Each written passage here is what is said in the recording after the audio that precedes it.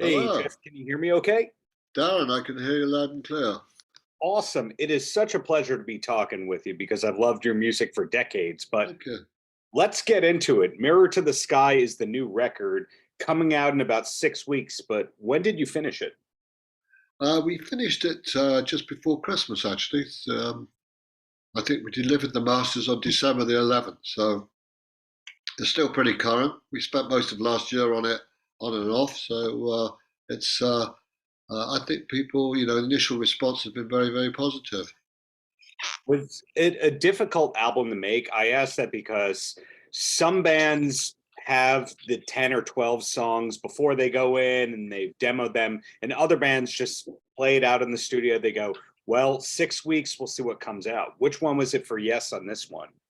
Uh, as a bit of both, really. I think that we did a lot of preparation with exchanging ideas um, virtually, so on the internet, as it were. Uh, but I think with this one, we had a bit more chance to get together in the studio and start arranging the stuff more, not playing live as a band particularly, but more, uh, discussing things. And Hmm. I did a lot of stuff with Steve uh, with the keyboards and guitar. So uh, it was nice to be able to have. I said the previous album we were pretty well locked in the pandemic, so Hmm. no one was in the same room at all. But this one it was a bit more together. The keyboards that you use in the studio, is that the same setup that you have for the road? Well, not really, because I tend to, yes, music's always been a foundation of things like acoustic piano, Hammond organ. So generally speaking, I use the real instruments in the recording rather than the electronic equivalent.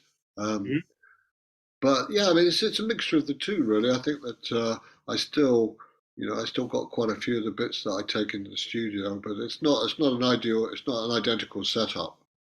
That's a relief to hear because you are a Guinness World Record holder for getting those 28 keyboards or so on stage, Yeah. which is one of the greatest Guinness Book of World Records that you could have, except your keyboard tech probably hated you for that.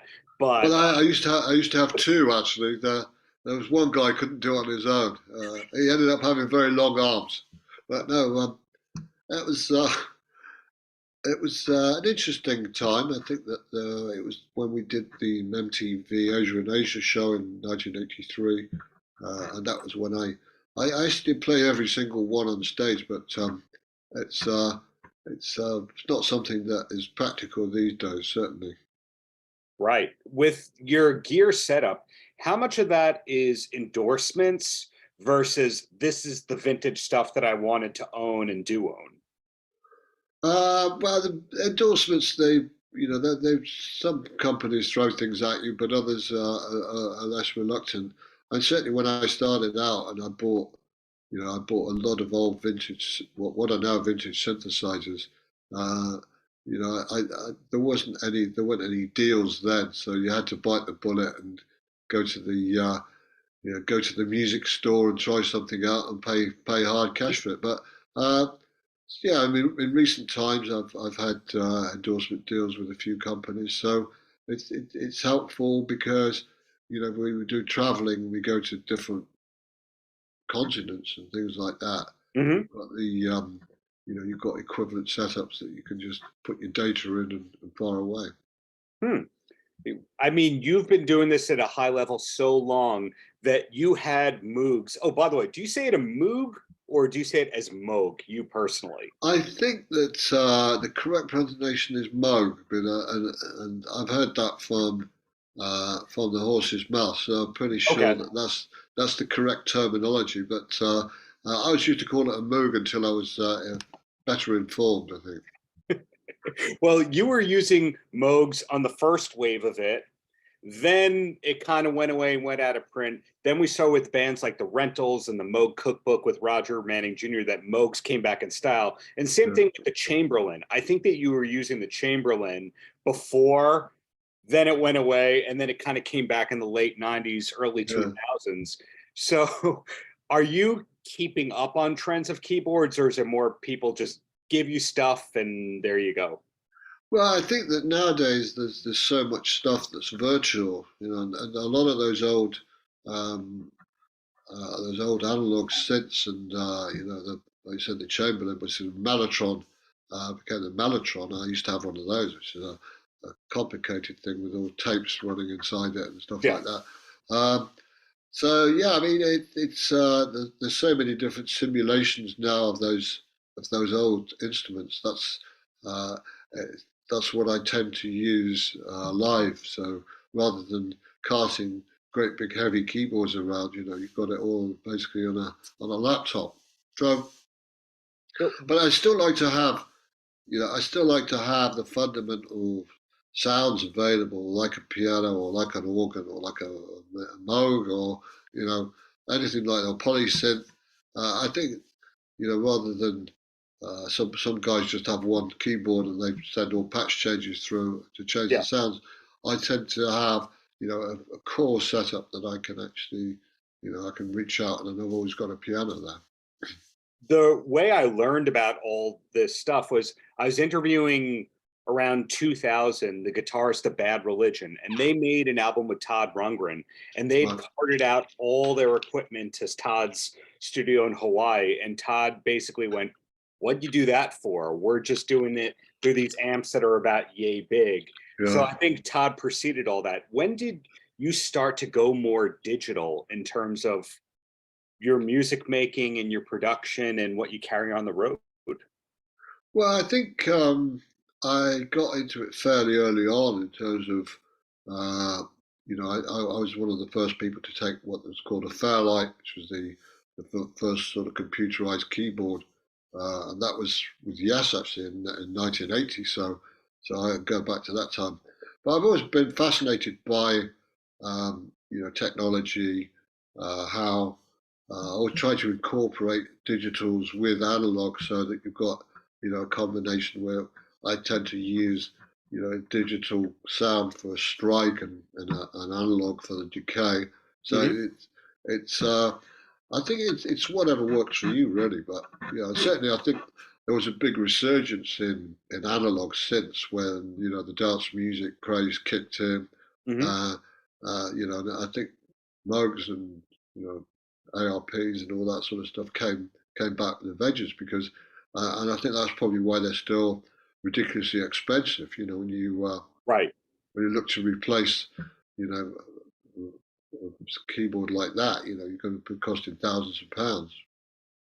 Well, bringing it back to Mirror to the Sky, and yes, a distinct thing about this album is your press release doesn't say anything like farewell tour, closing tour. You're not doing anything Uh, like that. So it's great to see that Yes is going, yep, we're still making music, no gimmicks and all that.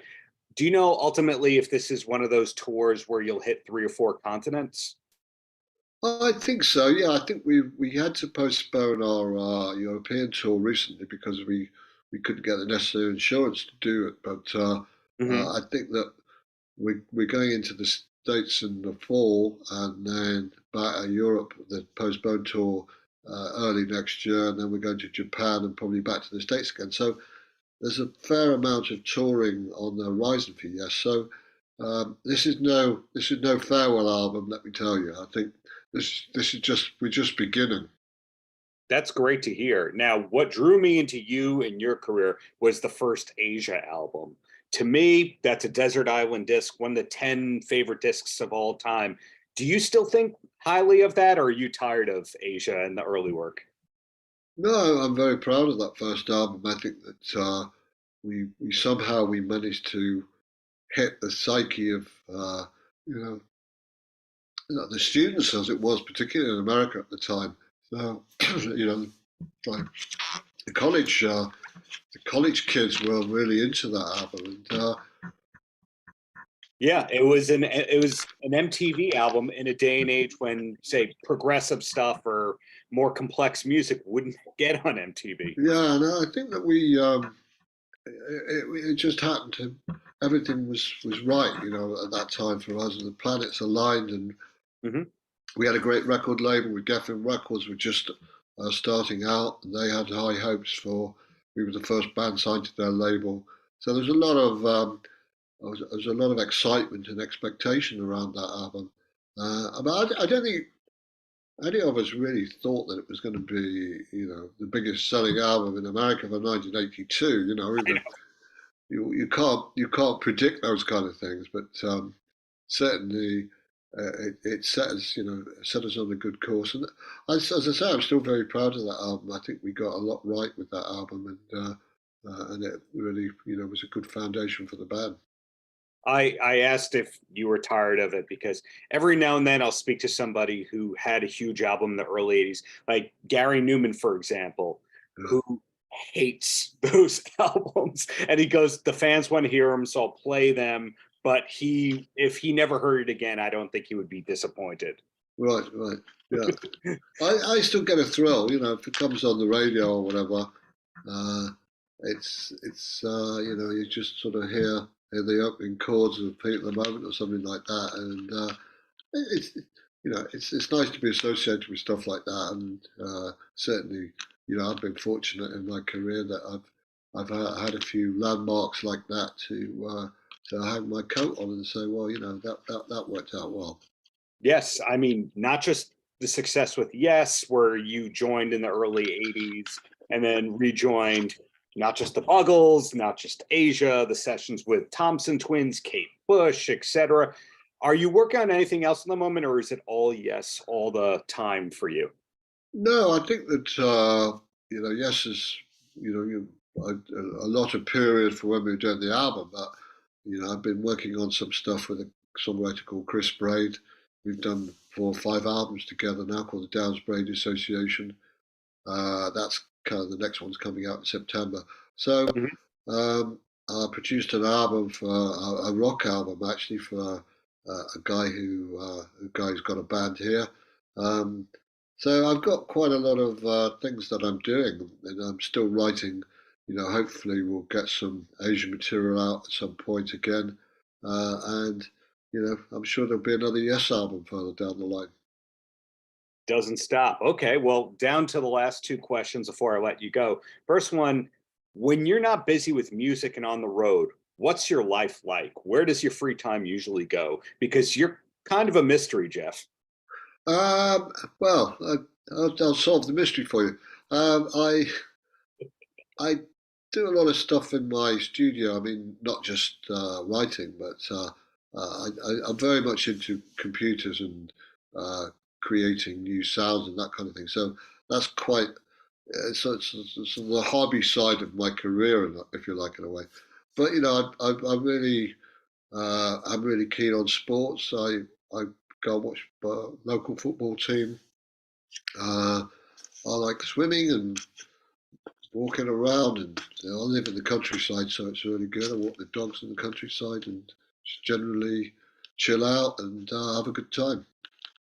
Last question I have for you, and I don't know if this elicits a two-word answer or a diatribe, whichever one you're comfortable with. It's having such a long career where you did the MTV thing, you've done the arenas and stadium tours, you've done the theater tours, you've played on other people's records. Sometimes you're the face of it, sometimes you're in the background. It's this multifaceted career. But when did you kind of realize that you were going to be okay in the performing arts? Meaning, it wasn't about having the next hit, that there was going to be more tours, there was going to be more albums, etc.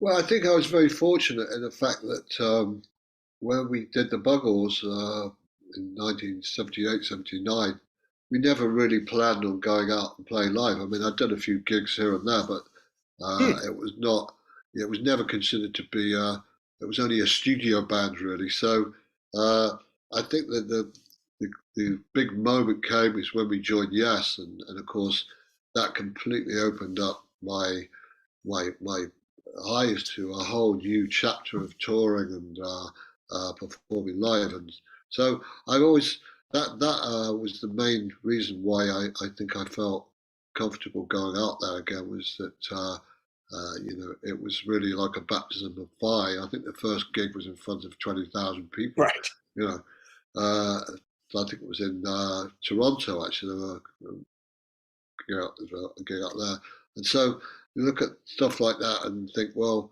if you could get over that, then maybe I can carry on and do this for as long as I can. And that was only what, 40-ish years ago. So Geoff, 43, yeah, I know. For the many years of great music. Glad to hear that there's more recording on the horizon, more touring, and I'm looking forward to the next show you got in New York. Brilliant. Thanks, Darren. Paltrocast.